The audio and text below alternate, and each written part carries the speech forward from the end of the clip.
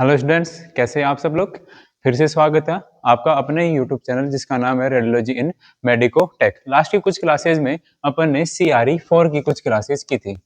CRE 4 AIIMS CRE 4 की कुछ classes की थी जिसमें इंपॉर्टेंट क्वेश्चंस अपन ने डिसाइड किए थे या फिर उनके बारे में डिस्कस किया था। ठीक है, आज अपन फिर से आगे बढ़ते हैं, इसी क्लास को आगे बढ़ाते हैं CRE के लिए ही। और आज का पहला क्वेश्चन देखते हैं। आज का पहले क्वेश्चन है the main advantage of using an I I TV system over conventional fluoroscopies. कि IITV सिस्टम जो है, अगर उसको अपन यूज कर रहे हैं किसके ऊपर, कन्वेंशनल फिल्म की या फिर कन्वेंशनल फ्लोरोस्कोपी के ऊपर अगर यूज करते हैं, तब क्या क्या अपने को इफेक्ट या फिर कंपैरिजन में क्या देखने को मिलता है। कि एक तो अपन कन्वेंशनल फ्लोरोस्कोपी यूज कर रहे हैं कि वो फ्लोरोस्कोपी जिसमें कार्डबोर्ड का एक फनल शेप अपन ने डिवाइस बनाया था जिसमें कुछ मटेरियल्स लगे थे। कौन से मटेरियल्स? Rare earth materials. ठीक है, मतलब कि जैसे फ्लोरोसेंट मटेरियल जो इमेज को किस में कन्वर्ट कर रहे थे, लाइव इमेज में कन्वर्ट कर रहे थे। और दूसरा IITV। ठीक है, IITV मतलब image intensifier, image intensifier television. अगर अपन फ्लोरोस्कोपी में कन्वेंशनल की जगह IITV सिस्टम अगर यूज कर रहे हैं तो उसका सबसे बड़ा एडवांटेज या उसका मेन एडवांटेज क्या है। ठीक है, कि एक तो अपन अगर बात करें फनल शेप वाले फिर कन्वेंशनल फ्लोरोस्कोपी की बात करें तो वहां पे क्या होता था कि जैसे कि यहाँ पे बीच में एक पेशेंट खड़ा कर दो, वहां पे एक्सरे ट्यूब लगी हुई है। ठीक है, और पीछे मैं क्या करूंगा, उस डिटेक्टर को ऐसे पकड़ के लाइव देखता रहता था एक सिंपल बोर्ड के पीछे, जिससे क्या था कि स्टाफ को भी रेडिएशन लग रही थी, डॉक्टर को भी रेडिएशन लग रही थी, पेशेंट को भी रेडिएशन लग रही थी, और हालांकि वो ज्यादा लग रही थी बेसिकली। तो यहाँ पे वही देखते हैं कि ये ओवरकम करता था किसको, पेशेंट डोज को, स्टाफ को। ठीक है, और ब्राइटर इमेज भी क्या कर रहा था, अपने को प्रोवाइड कर रहा था। जबकि जो फनल शेप वाला है फिर कन्वेंशनल जो फ्लोरोस्कोपी थी उसके लिए अपने को क्या चाहिए था, डार्क रूम चाहिए होता था। किसके लिए? इमेज देखने के लिए। जबकि IITV में वो काफी हद तक क्या हो जाता है, कम हो जाता है, क्योंकि ब्राइटर इमेज वहां पे बनती है। अब आते हैं दोबारा से अपने क्वेश्चन पे कि the main advantage of using an IITV system. कि IITV सिस्टम यूज करने का सबसे बड़ा एडवांटेज या फिर मेन एडवांटेज क्या है, किसके ऊपर, कन्वेंशनल फ्लोरोस्कोपी के ऊपर या फिर उसके कंपैरिजन में। तो पहला ऑप्शन अपना कि lower patient dose and brighter image. क्योंकि जो IITV सिस्टम जो होता है उसमें अपन इनपुट फॉस्फोर और आउट फॉस्फोर अपन यूज करते हैं। ठीक है, जो कि अपने को ब्राइटर इमेज और एक बेटर रेजोल्यूशन वाली इमेज अपने को प्रोवाइड करते हैं। किसमें? लो लाइट कंडीशन में भी। ठीक है, लो लाइट कंडीशन में भी। और ये एज कंपेयर कन्वेंशनल फ्लोरोस्कोपी से क्या लेता है, ये लो डोज ऑफ रेडिएशन लेता है। ठीक है, यहाँ पे ये पेशेंट डोज भी कम हो जाएगा। ठीक है, पेशेंट डोज के साथ साथ में डिटेक्टर जो यूज कर रहा है उनका डोज भी कम होता है और वहां पे अपने को ब्राइटर इमेज भी बन के आती है। दूसरा होता है हायर ट्यूब वोल्टेज रिक्वायरमेंट। ये गलत है कि यहाँ पे हायर ट्यूब वोल्टेज रिक्वायरमेंट की जरूरत नहीं होती, अपन वैसे फैक्टर्स में काम चला सकते हैं। Increased scatter radiation. Scatter radiation increase कब होती है? जब अपन केवी या फिर एमए सिलेक्शन बढ़ाते हैं तब क्या होती है, स्कैटर रेडिएशन भी बढ़ती है। Reduce special resolution. की स्पेशल रेजोल्यूशन को कम करने के लिए ऐसा नहीं होता। ठीक है, हालांकि कुछ हद तक स्पेशल रेजोल्यूशन उससे कम हो जाता है, लेकिन इतना मायने नहीं रखता कि IITV को सिर्फ स्पेशल रेजोल्यूशन के लिए ही यूज करना। सबसे मेन एडवांटेज क्या हो जाता है यहाँ पर कि पेशेंट डोज कम होती है और ब्राइटर इमेज भी निकल के आती है। क्योंकि कन्वेंशनल जो फ्लोरोस्कोपी थी वहां पे अपन पेशेंट की पैथोलॉजी या उसकी लाइव इमेजिंग के लिए अपन डार्क रूम यूज कर रहे थे। ठीक है, नेक्स्ट आगे बढ़ते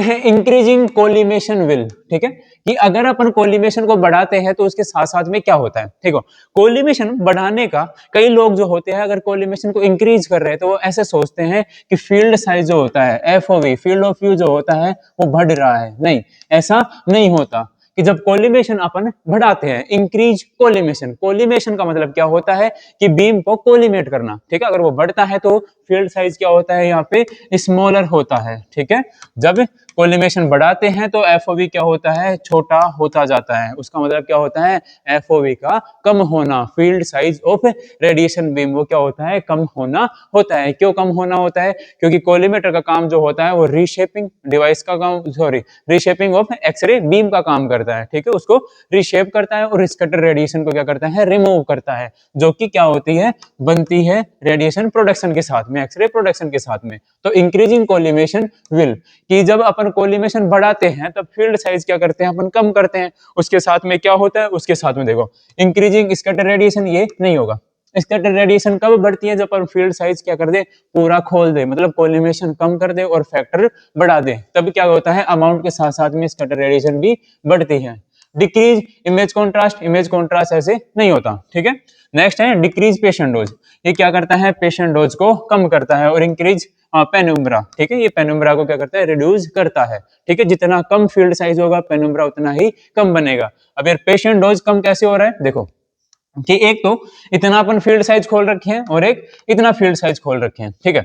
इसमें ज्यादा पेनुम्ब्रा बनता है, पेनुम्ब्रा मतलब कि अमाउंट ऑफ स्कैटर रेडिएशन, कि एक जो मेन बीम होता है, ठीक है, कि जब रेडिएशन बीम की बात करते हैं तो उसमें दो पार्टिकल्स अपन लेते हैं, कि primary x ray beam, primary x ray beam किसको बोलते हैं, जहां पे हाई अमाउंट की रेडिएशन क्या होती है मैक्सिमम होती है, और उसके अराउंड उस एक्सरे बीम के अराउंड जो छोटी छोटी या फिर लो अमाउंट की जो रेडिएशन का एरिया होता है उसको ही क्या बोलते हैं पेनुम्ब्रा बोलते हैं। जब फील्ड साइज कम होता है तब पेनुम्ब्रा क्या होता है कम होता है, जब फील्ड साइज ज्यादा होता है तो पेनुम्ब्रा भी बढ़ता है, ठीक है। अगर ऐसा होता है पेनुम्ब्रा बढ़ता है, स्कैटर रेडिएशन बढ़ती है तो पेशेंट का डोज भी बढ़ता है। और अगर अपन फील्ड ऑफ साइज कम करते हैं तो पेशेंट रेडिएशन डोज भी कम होता है, जिससे पेशेंट डोज क्या होता है सीधे सीधे कम होता है। तो नेक्स्ट अगर कभी भी ऐसे क्वेश्चन आ जाए कि इंक्रीज कोलिमेशन, तो इंक्रीज कोलिमेशन का मतलब होता है फील्ड साइज को कम करना। रेडिएशन बीम को अपन क्या करते हैं हार्डन करते हैं, वहां पे उसको उसकी जो मेन एनर्जी होती है या फिर प्राइमरी बीम जो होता है उसको क्या करते हैं स्मूथ बनाने के लिए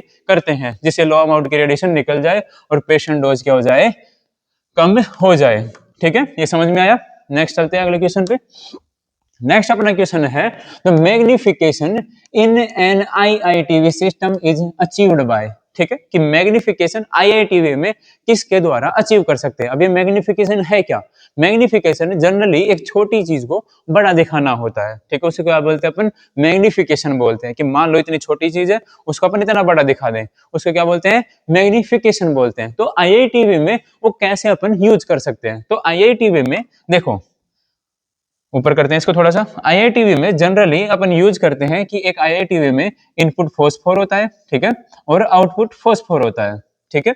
इतना समझ गए कि इनपुट फॉस्फोर का क्या होता है कि ये फोटो कैथोड के साथ में जुड़ा होता है, जहां से क्या होते हैं लाइट के फोटोन्स क्या होते हैं यहाँ से इमिट होते हैं, ठीक है, जो कि एनोड के द्वारा क्या होते हैं सीधे किसकी तरफ आउटपुट फॉस्फोर की तरफ जाते हैं, जहां पे वो दोबारा से क्या करते हैं इंटरेक्शन करते हैं, दोबारा से लाइट फोटोन्स में विजिबल लाइट में कन्वर्ट होते हैं, जिसको एक कैमरा क्या करता है रिकॉर्ड करता है और अपने को लाइव इमेजिंग अपने को मिलती है, ठीक है। अब यहाँ पे ये नॉर्मल कंडीशन है इनकी कि अपन ने जैसे मैन्युफैक्चरर ने अपने को प्रोवाइड किया वैसे अपन ने यूज कर लिया। अब बात करते हैं मैग्निफिकेशन की। मैग्निफिकेशन अपन कैसे कर सकते हैं। मैग्निफिकेशन का मतलब कि इमेज को अपने को बड़ा बनाना है। अगर इमेज को बड़ा बनाना है तो अपन इनपुट फॉस्फोर को क्या कर देंगे छोटा कर देंगे और इसको बड़ा कर देंगे, ठीक है। ऐसा करने से क्या होगा कि इलेक्ट्रॉन यहाँ से निकलेंगे और इसके ऊपर जाएंगे, ठीक है, कि यहाँ से एक पॉइंटी या फिर एक छोटे एरिया से निकल रहे हैं और एक वहां पे बड़े एरिया पे जाके इंसिडेंट कर रहे हैं, तो उनको एक लार्जर एरिया मिलता है। लार्जर क्या मिलता है प्रोवाइड एरिया होता है, जिससे उनको क्या करती है इमेज में पिक्सल और वोक्सल भी ज्यादा मिलने के चांसेस रहते हैं, जिससे इमेज क्या होती है अपने पास मैग्नीफाइड होती है। क्या होती है मैग्नीफाइड या फिर बड़ी इमेज जनरली अपने को देखने को मिलती है, ठीक है। ये क्या होता है इमेज मैग्निफिकेशन फैक्टर अपन ऐसे यूज करते हैं एक आईआईटीवी में। तो इसमें पॉइंट पे आते हैं अपन कि इंक्रीजिंग इनपुट फॉस्फोर साइज, कि इनपुट फॉस्फोर का साइज बढ़ा देंगे और आउटपुट फॉस्फोर का साइज वैसा का वैसा अगर रखें तो क्या होती है इमेज फिर छोटी हो जाएगी, ठीक है। कि ये क्या हो जाएगा यहाँ पे गलत हो जाएगा। डिक्रीजिंग इनपुट फॉस्फोर साइज, कि इनपुट फॉस्फोर के साइज को कम कर देंगे और क्या कर देंगे आउटपुट फॉस्फोर का साइज क्या रखेंगे कांस्टेंट रखेंगे, जैसा था वैसा ही रखेंगे। तब क्या होता है इमेज अपने को जनरली बड़ी देखने को मिलती है, मैग्नीफाई ग्लोरीफाई होके वहां पे मिलती है, ठीक है। कि चेंजिंग ट्यूब वोल्टेज चेंज करेंगे तो ऐसा नहीं होता, ठीक है। उसमें क्या होता है इंटेंसिटी ऑफ इलेक्ट्रॉन्स चेंज होती है, ठीक है। एडजस्टिंग ग्रिड रेशियो ये तो मतलब ही नहीं है इसका, तो ठीक है। तो ये होता है क्या, मैग्निफिकेशन इन ए आईआईटीवी, कि जब अपन क्या कर देंगे, इनिशियल जो इनपुट फॉस्फोर होता है उसको अपन क्या कर दे, छोटा कर दे, और आउटपुट फॉस्फोर को वैसा का वैसा रखे। तो एज कंपैरिजन कि आउट फॉस्फोर क्या होता है, बड़ा है, ये छोटा है, यहाँ से जो इलेक्ट्रॉन जाएंगे उनको एक यहाँ पे लार्जर एरिया मिलेगा फोटो इलेक्ट्रॉन्स को, ठीक है, जो कि वहां पे क्या होते हैं, विजिबल लाइट में कन्वर्ट होंगे और मल्टीपल शेड्स अपने को मिलती है, ठीक है। ये हो गया क्या, मैग्निफिकेशन। नेक्स्ट अगले क्वेश्चन में चलते हैं अपन। नेक्स्ट क्वेश्चन है the minimum filtration requirement for x ray tubes operating between 50 to 70 KVPs, ठीक है, कि मान लो कोई एक्सरे ट्यूब है, कि मान लो कोई पेशेंट आया, उसका अपने को एक्सरे करना है, अपन ने क्या कर दिया, 50 से 70 केवीपी अपन ने डिसाइड कर लिए, ठीक है, डिसाइड कर लिए, एमएएस भी उसके अकॉर्डिंग अपन ने क्या किया, डिसाइड किया। अब इसके अकॉर्डिंग फिल्ट्रेशन, एक जो इफेक्टिव फिल्ट्रेशन होगा वो कितने एमएम का होना चाहिए, ठीक है, कि कौन सा अपन क्या करेंगे, फिल्ट्रेशन रिक्वायरमेंट में वहां पे लेंगे, ठीक है, कि अगर ऐसा होता है, ठीक है, तो generally upon 1.5 mm of aluminium का क्या करते हैं, एडेड फिल्टर यूज करते हैं, ठीक है, क्या यूज करते हैं, एडेड फिल्टर यूज करते हैं। और फिल्टर क्यों यूज करते हैं, बीम को हार्डन करने के लिए, ठीक है,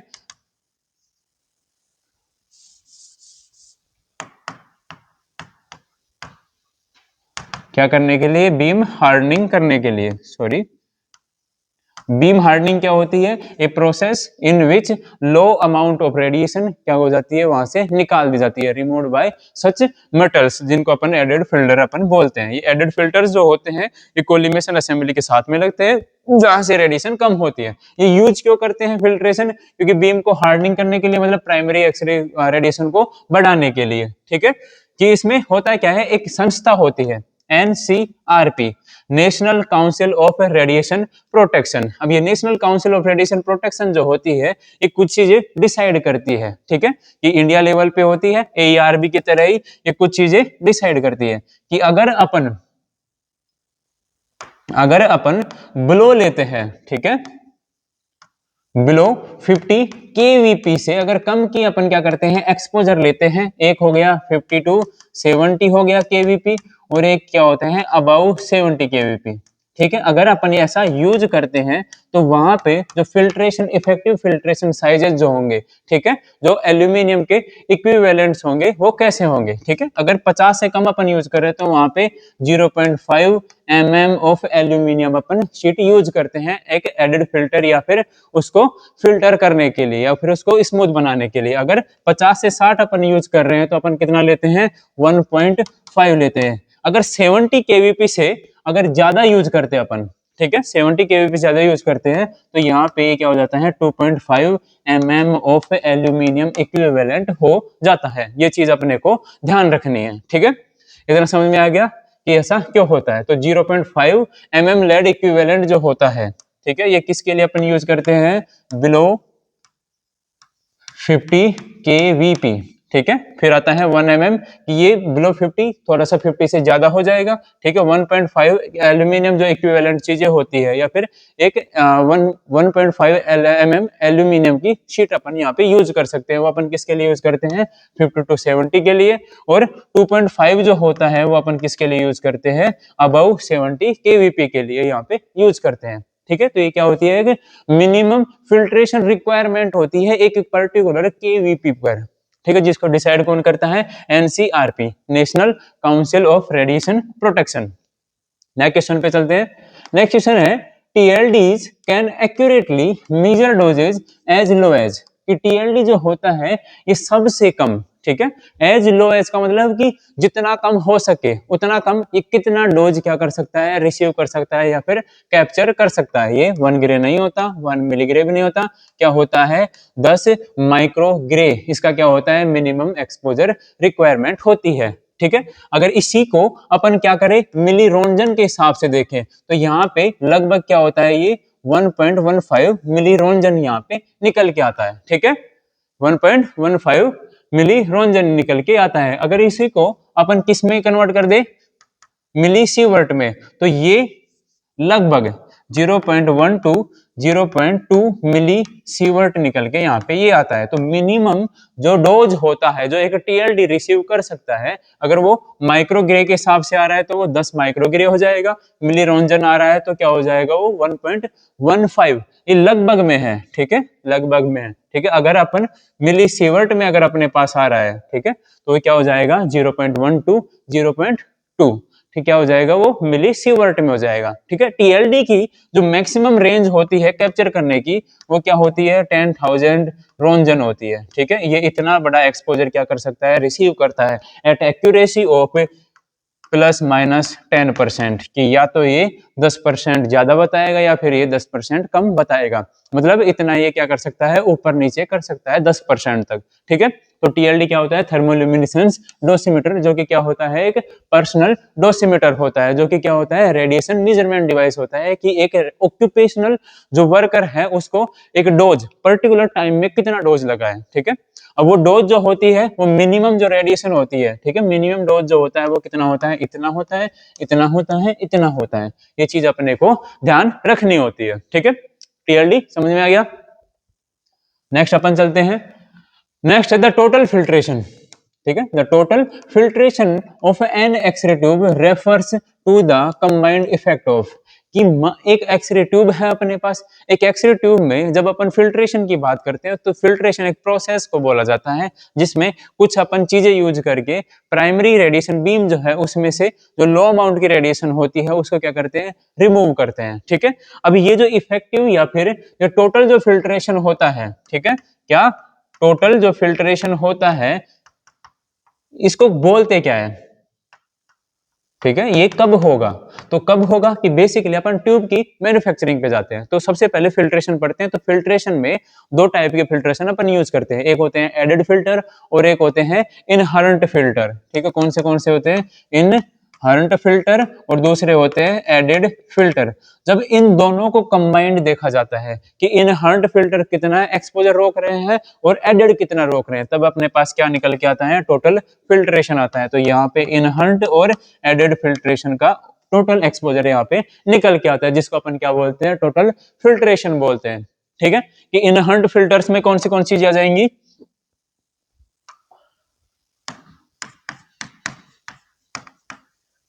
इनहरेंट फिल्ट्रेशन में कौन सी चीजें आ जाएंगी, ट्यूब की हाउसिंग आ जाती है, ठीक है, अपने पास ग्लास का एनवलप भी आ जाता है, उसके अंदर इंसुलेटिंग ऑयल भी आ जाता है, ठीक है।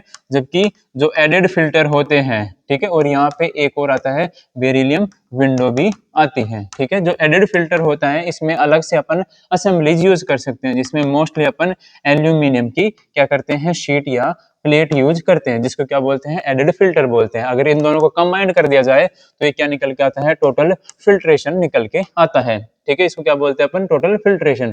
दोबारा से अपने क्वेश्चन पे आते हैं कि क्वेश्चन कह रहा है कि the total filtration of an x ray tube refers to the combined effect of, कि टोटल जो फिल्ट्रेशन होता है वो कौन से कंबाइंड इफेक्ट को देख के बनाया जाता है, ठीक है। तो पहला ऑप्शन है added filtration and compensating filter. Compensating filter जो होते हैं वो अलग चीजें होती है तो इसलिए ये नहीं आएंगे। इनहर्ट फिल्ट्रेशन एंड एडेड फिल्ट्रेशन अभी बताया है कि ये अपना क्या हो जाएगा राइट आंसर हो जाएगा, ठीक है। Added filtration and anti scattering ये भी नहीं होता। Inherent filtration and patient attenuation, कि पेशेंट में अटेन्यूएशन क्या हो रहा है। देखो अटेन्यूएशन वर्ड जो होता है ये पेशेंट अटेन्यूएशन ये है कि पेशेंट की बॉडी कितनी रेडिएशन को एब्जॉर्ब कर रही है, उसको क्या बोलते हैं पेशेंट अटेन्यूएशन, कि पेशेंट बॉडी का जो टॉलरेंस है वो कितना है, ठीक है, कि वो रेडिएशन के कॉन्टेक्ट में आने पर रेडिएशन को कितनी एब्जॉर्ब कर पा रही है, उसको क्या बोलते हैं अटेन्यूएशन बोलते हैं। नेक्स्ट आगे चलते हैं अपन। नेक्स्ट है कि grid cut off is defined as, कि ग्रिड कट ऑफ, कि मान लो कि जब अपन एक्सरे कर रहे होते हैं, ठीक है, तो एक्सरे कर रहे होते हैं तो बेसिकली जो अपने एरियाज होते हैं बॉडी एरिया जिनकी डेंसिटी ज्यादा होती है 10 से 15 सेंटीमीटर से ज्यादा या फिर इससे ज्यादा, तो वहां पे अपन क्या करते हैं ग्रिड का यूज कर सकते हैं, ठीक है। कि चलो अपन ने ग्रिड ऑन कर दी, ठीक है, एक्सपोजर फैक्टर भी बढ़ा दिया, तब जब अपन ने इमेज देखी तो वो इमेज जितनी इंप्रूवमेंट आना चाहिए था, जितनी शार्प इमेज आनी चाहिए थी, उससे वो क्या इमेज निकल के आ रही है डल निकल के आ रही है। तब वहां पे कौन सा वो होता है, ठीक है, कौन सा इफेक्ट होता है ग्रिड कट ऑफ बोलते हैं उसको। ये ग्रिड कट ऑफ जनरली होता क्या है, देखो कि मान लो कि मेरा एफपीए कर रहे हो, एफपीए में क्या होता है, जो कोलिमेशन होता है वो डायफ्राम से लेके अपना क्या होता है प्यूबिक सिम्फाइसिस तक होता है, ठीक है। वहां पे अपनी केसिट की वो होनी चाहिए, प्लेसमेंट होनी चाहिए। केसिट के जस्ट ऊपर ही किसकी प्लेसमेंट होती है, साथ साथ में ग्रिड की भी वही पोजीशन होनी चाहिए। अब ये ग्रिड की जो पोजीशन है अगर ये चेंज हो जाए कि मान लो ग्रिड ऊपर रह जाए केसिट नीचे आ जाए, तभी क्या होता है वहां पे ग्रिड कट ऑफ आता है, ग्रिड अपना काम कर ही नहीं पाती है, ठीक है। जो ग्रिड का जो एक्चुअल काम जो होता है स्कैटर रेडिएशन को रिमूव करना, इमेज क्वालिटी को बढ़ाना, वो वहां पे वो नहीं कर पाएगी, ठीक है। उसको क्या बोलते हैं, ग्रिड कट ऑफ बोलते हैं। ये जनरली कब होता है कि जब अपनी कैसेट और ग्रिड का क्या हो जाए, मिस अलाइनमेंट हो जाए, ठीक है। उसको क्या बोलते हैं अपन, ग्रिड कट ऑफ बोलते हैं, ठीक है। इसमें एक्सेसिव स्कैटर एब्जॉर्प्शन एब्जॉर्प्शन ये नहीं होता। Loss of primary radiation due to misalignment कि मिस अलाइनमेंट के कारण प्राइमरी रेडिएशन को क्या हो देते हैं, चूक जाना, ठीक है। उससे क्या होता है, ग्रिड कट ऑफ बोलते हैं, ठीक है। ये मिस अलाइनमेंट जो होता है कि कैसेट कैसे कहीं दूर रह जाना और ग्रिड कहीं दूर रह जाना, इसको क्या बोलते हैं, मिस अलाइनमेंट बोलते हैं। इंक्रीजिंग द इमेज कॉन्ट्रास्ट नहीं होता, ठीक है, और ओवर एक्सपोजर या फिर रिसेप्टर के द्वारा भी नहीं होता, ठीक है। ऐसा होने से इमेज जो होती है वो क्या होती है, डल होती है, ओवर एक्सपोज इमेज अपने को दिखती है वहां पे, क्योंकि ग्रिड कहीं और रह गई। या फिर ऐसे मान लो कि मेरा एफपीए चल रहा था, ठीक है, एफपीए चल रहा था तो कैसेट अपन ने फिक्स लगा रखी है, तो ग्रिड का जो प्लेसमेंट है वो आधा तो क्या रह गया, अपने कोलिमेशन में रह गया, आधा थोड़ा सा ऊपर रह गया, तो आधी इमेज अपने पास ओवर एक्सपोज्ड आ सकती है और आधी इमेज क्या हो सकती है, परफेक्ट भी हो सकती है। उसको क्या बोलते हैं अपन, ग्रिड कट ऑफ बोलते हैं, ठीक है। नेक्स्ट आगे चलते हैं। नेक्स्ट अपना क्वेश्चन है, which type of filtration is designed to adjusted for uneven patient anatomy, ठीक है, कि कौन सा टाइप का फिल्ट्रेशन होता है जिसको डिजाइन किया जाता है किसके लिए, अनइवन पेशेंट एनाटॉमी को एडजस्ट करने के लिए, ठीक है। अनइवन को एडजस्टेड का मतलब ये है यहाँ पे कि कंपनसेट करने के लिए, कि मान लो कि अपना एक बॉडी स्ट्रक्चर है जिसका एक पार्ट जो है उसकी डेंसिटी कम है, उसकी थिकनेस कम है और एज कंपेयर दूसरी साइड में ज्यादा है। अगर वहां पे देखो ऐसे तो होगा नहीं कि एक्सरे ट्यूब का जो एफओवी आ रहा है जिसमें एक पर्टिकुलर एरिया में यहाँ पे एक्सपोजर कम हो जाएगा, यहाँ पे ज्यादा हो जाएगा, ठीक है। ये वैसे होगा नहीं नॉर्मल कोलिमेशन से, ठीक है। तो वहां पे अपन कुछ फिल्ट्रेशन यूज करते हैं जिनको क्या बोलते हैं अपन, कंपनसेटिंग फिल्टर्स बोलते हैं, ठीक है। कंपनसेटिंग फिल्टर्स बोलते हैं। ये अपन यूज करके क्या करते हैं, इस डेंसिटी को या फिर ये अनइवन जो पेशेंट एनाटॉमी है इसको अपन क्या करते हैं, अलाइनमेंट में करते हैं, या फिर परफेक्ट इमेजिंग के लिए अपन ये यूज करते हैं, ठीक है। कि अब इसमें होता क्या है कि मान लो कि ये अपने पास ये कोई ऑर्गन है, ठीक है, ये ऑर्गन मैंने बना दिया। इस साइड में क्या है, ये इसकी डेंसिटी कम है और इस साइड में क्या है, ये ज्यादा है। अगर सेम एक्सपोजर में सेम कोलिमेशन में देंगे तो इमेज में दो तरह की शेड्स अपने को दिखती है, ठीक है। एक तरफ डार्क दिख जाएगी, एक तरफ क्या हो जाएगी, वो ब्राइटर दिख जाएगी, ठीक है। एक तरफ तो अपने को फैक्ट ठीक मिला है। अगर वहीं पे मैं कंपनसेटिंग फिल्टर्स यूज करता हूं जहां पे, जिनको क्या बोलते हैं, वेज फिल्टर्स बोलते हैं, ठीक है। ये क्या होते हैं, इस साइड से मोटे होंगे, एक साइड से क्या होते हैं, ये मोटे होते हैं और एक साइड से क्या होते हैं, पतले होते हैं, ठीक है।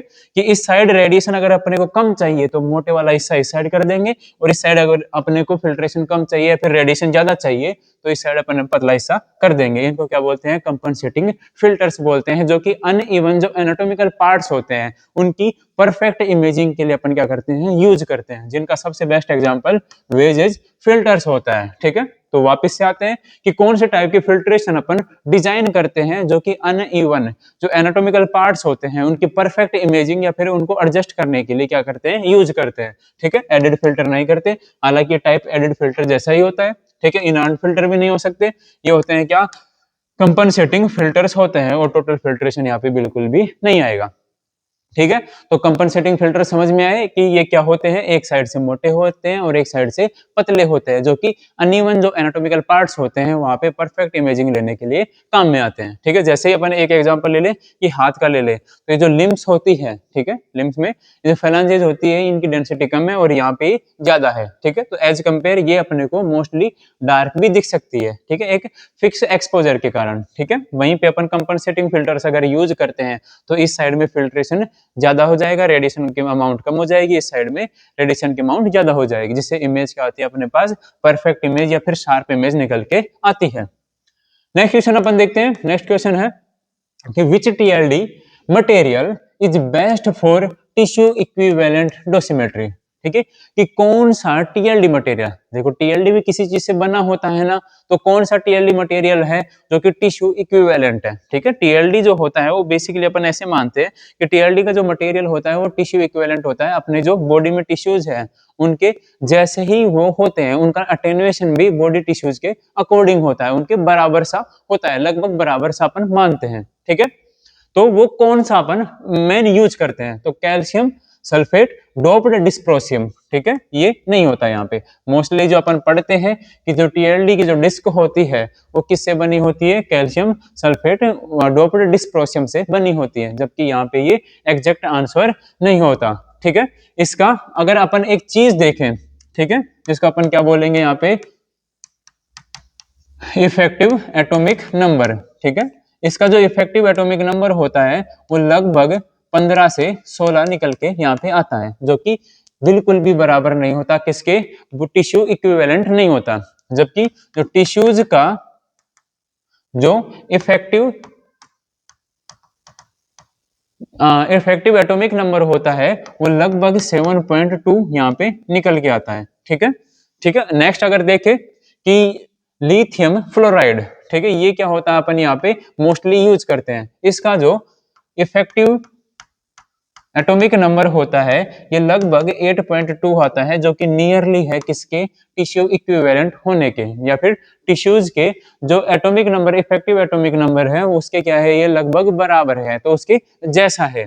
ठीक है, जबकि जबकि अपन लिथियम बोरेट की बात करें, ठीक है, लिथियम बोरेट की बात करें तो यहाँ पे इसका जो इफेक्टिव एटॉमिक नंबर होता है ये लगभग 7.3 निकल के आता है। ठीक है, तो मैंने इसको सही आंसर क्यों नहीं बताया, ठीक है, जबकि लिथियम बोरेट को मैंने गलत आंसर बताया है। तो इसलिए नहीं बताया क्योंकि जो ये होता है, लिथियम बोरेट जो होता है ये क्या होता है, लेस सेंसिटिव होता है, लेस सेंसिटिव होता है, या इसका जो टॉलरेंस होता है या फिर अटेन्युएशन होता है वो एज कंपेयर टिश्यू अटेन्युएशन से बिल्कुल भी मैच नहीं होता। ठीक है, ये क्या होता है, लेस सेंसिटिव होता है, और इसको क्या होता है, इसके लिए अपन क्या यूज करते हैं, हाई डोज चाहिए होता है। ठीक है, क्या चाहिए होता है, हाई डोज चाहिए होता है। जबकि जो बेरियम फ्लोराइड होता है इसका जो इफेक्टिव एटॉमिक नंबर होता है वो लगभग 54 के पार चला जाता है, जो कि बहुत ज्यादा होता है टिश्यू इफेक्टिव एटॉमिक नंबर से। ठीक है, तो यहाँ पे कि जो टीएलडी मटेरियल होता है, टीएलडी मटेरियल होने के लिए उसको क्या होना चाहिए, टिश्यू इक्विवेलेंट होना चाहिए। ठीक है, और वहां पे सबसे मोस्टली अपन जो यूज करते हैं वो लिथियम फ्लोराइड यूज करते हैं। क्यों यूज करते हैं, क्योंकि इसका जो एटॉमिक नंबर होता है या फिर इफेक्टिव एटॉमिक नंबर, वैसे तो कंबाइंड मटेरियल्स का एटॉमिक नंबर होता नहीं है, लेकिन अपन यहाँ पे इफेक्टिव एटॉमिक नंबर लेते हैं इनका। ठीक है, जो कि लगभग टिश्यू इक्विवेलेंट क्या होता है, निकल के आता है। और ये क्या होता है, हायर सेंसिटिव भी होता है, कम रेडिएशन डोज में भी काम करता है कि छोटे से रेडिएशन डोज को भी पकड़ लेता है। जबकि ये जो लिथियम बोरेट जो होता है ये टिश्यू इक्विवेलेंट ज्यादा होता है। ठीक है, नियर बाय टिश्यू इक्विवेलेंट होता है, जबकि ये क्या होता है, लेस सेंसिटिव होता है, और इसको क्या चाहिए, हाई डोज चाहिए, ये मिनिमम डोज को नहीं पकड़ पाता। ठीक है, ये समझ में आ गया। और ये बेरियम फ्लोराइड जो होता है इसका जो इफेक्टिव एटॉमिक नंबर होता है ये ज्यादा होता है। ठीक है, और कैल्शियम सल्फेट डोप्ड डिस्प्रोसियम अपन मेनली यहाँ पे मतलब कि पहले यूज करते हैं। ठीक है, लेकिन उसको वाइडली अभी अपन इतना नहीं मान सकते, टिश्यू इक्विवेलेंसी के हिसाब से इसको इतना नहीं मानते। तो यहाँ पे टिश्यू इक्विवेलेंट कौन सा होता है, लिथियम फ्लोराइड होता है। नेक्स्ट आगे चलते हैं। नेक्स्ट है the primary purpose of the timer circuit is to control. ठीक है, कि ये टाइमर जो सर्किट होता है ये एक्सरे सर्किट में ही होता है या फिर एक्सरे कंसोल में होता है। ठीक है, कि मॉडर्न जो कंसोल होते हैं वहां पे जब अपन एमएएस सिलेक्शन करते हैं तो वहां पे एमएएस स्विच की जगह क्या लिखा होता है, टाइमर लिखा होता है। ये टाइमर जो होता है ये किस चीज को बताता है, ये क्या पूछ रहा है, ये क्वेश्चन पूछ रहा है। The primary purpose of timer circuit is to control, वो किसके लिए यूज होता है, किसको कंट्रोल करने के लिए यूज होता है। तो टाइमर के हिसाब से अपन बेसिकली ही बात बता देंगे कि ये किसके लिए आता है, ये एक्सपोजर ड्यूरेशन के काम में आता है। ठीक है, एक्सपोजर ड्यूरेशन के काम में आता है। अब ये जो एक्सपोजर ड्यूरेशन होती क्या है, ठीक है, वो देखते हैं। इसमें होता क्या है कि यहाँ पे फिलामेंट है और यहाँ पे क्या है अपना एनोड है, ठीक है। यहाँ से इलेक्ट्रॉन क्या हुए, जनरेट हुए, ठीक है। किससे जनरेट होंगे, ये एमए सेलेक्टर से जनरेट होंगे, जिनको क्या करता है स्टेप डाउन ट्रांसफार्मर क्या करता है, कंट्रोल करता है हीटिंग ऑफ फिलामेंट को। चलो इलेक्ट्रॉन अपन ने क्या कर लिए, जनरेट कर लिए, इलेक्ट्रॉन निकले, यहाँ पे पॉजिटिव चार्ज है, यहाँ पे नेगेटिव चार्ज है, यहाँ से क्या होंगे, अट्रैक्ट होंगे। उसी अट्रैक्शन को बढ़ाने के लिए अपन क्या यूज करते हैं, टाइमर सर्किट यूज करते हैं। क्या करते हैं, टाइमर सर्किट यूज करते हैं। इसमें क्या होता है, केवी बढ़ते हैं, जिससे इलेक्ट्रॉन की जो इलेक्ट्रॉन की जो इंटेंसिटी होती है, फिर इलेक्ट्रॉन जो है उनका ट्रेवलिंग जो होता है ये फास्ट होता है यहाँ पे, जिससे एक्सरे का ड्यूरेशन भी क्या होता है, बहुत कम हो जाता है, ठीक है। जो कि किस में काम में आता है, लो एक्सपोजर करने के काम में आता है, कि एक्सपोजर ड्यूरेशन जो होती है उसको मिनिमम करने के काम में अपन यूज करते हैं। जो टाइमर जो सर्किट होता है वो किस काम में आता है, एक्सपोजर ड्यूरेशन को कम से कम करने के काम में आता है। जो एक एक्सपोजर अपन यूज करते हैं, ठीक है, एक एक्सरे एक्सपोजर जो होता है वो 20 मिली सेकेंड का लगभग होना चाहिए, ठीक है, या फिर इतना वो होना चाहिए। सेकंड्स में तो अपन बहुत दूर की बात है, वो मिली सेकंड्स में होना चाहिए। ट्यूब करंट अलग चीज होती है, ठीक है, ये यहाँ पे नहीं होती, फिलामेंट हीटिंग इसको ये नहीं करता, और वोल्टेज वेवफॉर्म भी नहीं होता है यहाँ पे, ठीक है। तो टाइमर सर्किट जो होता है वो बेसिकली ड्यूरेशन ऑफ एक्सपोजर, ठीक है, कि रेडिएशन डोज या फिर रेडिएशन पेशेंट को कितनी देर तक लगनी चाहिए, उसको क्या करता है, वो डिसाइड करता है, ठीक है। नेक्स्ट आगे चलते हैं। नेक्स्ट है which circuit supplies power to the rotating anode motor, ठीक है। कौन सा सर्किट है जो कि रोटेटिंग एनोड में जो रोटर होता है उसको घुमाने के काम में आ रहा है, ठीक है। तो घुमाने के काम में आ रहा है, तो सबसे पहले अपन रोटर बना लेते हैं, ठीक है। ये रहा कुछ अपना, ठीक है। अब यहां से अपन एनोड असेंबली बना लेते हैं, ठीक है। ये रही अपनी ट्यूब, मैं देखो वो नहीं बना रहा, मैं फिलामेंट वाली साइड नहीं बना रहा, ठीक है। यहाँ पे एक असेंबली लगी रहती है, ठीक है, कि अगर अपन इसको अपन डायरेक्ट मोटर को करंट पहुंचाए तो वहां पे वो क्या करता है, हीट जनरेट करता है। जबकि यहाँ पे एक असेंबली लगी रहती है जिनको क्या बोलते हैं अपन, स्टेटर्स बोलते हैं, ठीक है, स्टेटर्स बोलते हैं। ये स्टेटर्स जो होते हैं ये क्या होते हैं, एक सीरीज होती है इलेक्ट्रोमैग्नेट्स की। किसकी होती है, इलेक्ट्रोमैग्नेट्स की। जब इनको करंट मिलता है तो ये क्या करते हैं, मैग्नेटिक फील्ड जनरेट करते हैं, और मैग्नेटिक फील्ड से ये जो रोटर होता है, ठीक है, रोटर की ये जो मोटर होती है ये क्या होती है, इंड्यूस होती है। इंड्यूस होने के कारण ये क्या करती है, रोटेट करती है। ये जो अपना डिस्क होती है इसको क्या करती है, रोटेट करवाने का काम करती है, ठीक है। तो वापस से आते हैं कि सवाल जो है वो ये कह रहा है कि which circuit supplies power to rotating anode motor, कि कौन सा सर्किट है जो कि रोटर को क्या करता है, पावर सप्लाई करता है घूमने के लिए, ठीक है। तो वैसा सर्किट होता है क्या, स्टेटर सर्किट होता है, जो कि एक्चुअली में इलेक्ट्रोमैग्नेट्स की एक सीरीज होती है। जब उनको पावर सप्लाई दी जाती है तो वहां पे मैग्नेटिक फील्ड जनरेट होता है, जिससे म्यूचुअल इंडक्शन के कारण क्या होता है, ये रोटर को क्या करती है, एनर्जी प्रोवाइड करती है, ठीक है, वहां पे पावर प्रोवाइड करती है, जो कि क्या करते हैं, एनोड डिस्क को घुमाता है, ठीक है। और जो इलेक्ट्रॉन्स हैं उनको मल्टीपल टारगेट पॉइंट्स प्रोवाइड करवाता है, ठीक है। तो वापस हाई वोल्टेज सर्किट यहाँ पे नहीं होगा, फिलामेंट सर्किट नहीं होता है, रेक्टिफायर सर्किट भी नहीं होता है। तो यहाँ पे क्या आ जाता है अपने पास, राइट आंसर स्टेटर सर्किट आ जाता है। तो समझ में आया कि स्टेटर सर्किट जब भी वर्ड आएगा तब अपन वहां पे क्या करते हैं, इलेक्ट्रोमैग्नेट्स यूज करते हैं, ठीक है। नेक्स्ट अपना क्वेश्चन है, the shelf life of x ray film is approximately, कि किसी भी एक्सरे फिल्म की सेल्फ लाइफ कितनी होती है लगभग, ठीक है, लगभग कितनी होती है। देखो एक्सरे फिल्म की जो लाइफ होती है, बात करते हैं एक्सरे फिल्म की life, life span of x ray film, कि जो एक्सरे फिल्म का जो लाइफ स्पान होता है ये बहुत चीजों के ऊपर क्या करता है, डिपेंड करता है। पहली बात कि जो एक्सरे फिल्म जो होती है वो कूल एंड ड्राई पैलेस में होनी चाहिए, ठीक है, कूल एंड ड्राई पैलेस में होनी चाहिए, जहां का जो टेम्परेचर होता है वो लगभग 20 से 22 डिग्री सेल्सियस तक अपन रख सकते हैं, ठीक है। नेक्स्ट चीज कि वहां पे रेडिएशन नहीं आनी चाहिए, ठीक है, रेडिएशन के छोटा सा एक्सपोजर भी नहीं आना चाहिए, और लाइट का एक्सपोजर भी नहीं आना चाहिए।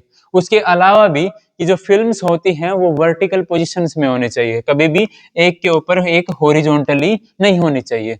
जब इन सब को पूरा मेंटेन करते हैं तब उनका लाइफ स्पान कितना होता है, तब उनका लाइफ स्पान कितना होता है, 2 साल का होता है बाय मैन्युफैक्चरर। कि मैन्युफैक्चरर जो होता है अपने को 2 साल के लिए क्या करता है वो, ये प्रोवाइड करवाता है। ठीक है, कि उसका लाइफ स्पान क्या होता है, 2 साल की उसकी क्या होती है, एक्सपायरी डेट होती है। हालांकि एक्सपायरी डेट जो होती है ये कम भी हो सकती है, कि मान लो कि जो फिल्म हॉपर अपन यूज कर रहे हैं फिल्म को वर्टिकल रखने के लिए, पहला तो वो क्या होना चाहिए, रेडिएशन शील्डेड होना चाहिए। ठीक है, अगर वो रेडिएशन शील्डेड या फिर लाइट शील्डेड नहीं है, ठीक है, उसमें से लाइट लीकेज होती है, तो फिल्म का लाइफ स्पान क्या होता है, कम होता है, फिल्म क्या हो जाएगी, एक्सपोज हो जाएगी, वहां पे वो खराब हो जाएगी। अगर वहीं पे टेम्परेचर बढ़ता है तो इमल्सन स्पॉइल होने के कारण फिल्म खराब हो जाएगी, तो उसका लाइफ स्पान कम हो सकता है। अगर वहीं पे डस्ट पार्टिकल्स या फिर पोर हैंडलिंग के कारण फिल्म इधर उधर पड़ी रहती है, तब भी उसका लाइफ स्पान कम हो सकता है। ठीक है, तो बेसिकली उसका लाइफ स्पान कितना होता है, 2 साल का होता है। ये लाइफ स्पान जो होता है ये किसके ऊपर डिपेंड करता है, हैंडलिंग के ऊपर भी डिपेंड करता है। ठीक है स्टूडेंट्स, ये समझ में आया कि एक एक्सरे फिल्म की लाइफ स्पान कितनी होती है। आज के लिए इतना ही काफी है। उम्मीद करता हूँ कि आपको क्लास समझ में आएंगी और पिछली क्लासेस भी समझ में आएंगी। जल्दी से जल्दी इसको सब्सक्राइब करें और अपने दोस्तों के साथ शेयर भी करें, जिससे आप सबका सिलेक्शन हो जाएगा। ठीक है, ये प्रोफेशनली अपन एक CRE 4 के लिए डेडिकेट नहीं कर रहे हैं, यहाँ पे अपन RRB को भी टारगेट कर रहे हैं, RRB पैरामेडिकल।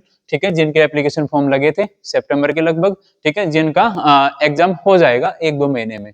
ठीक है, उनको लिए डेडिकेट कर रहे हैं अपन।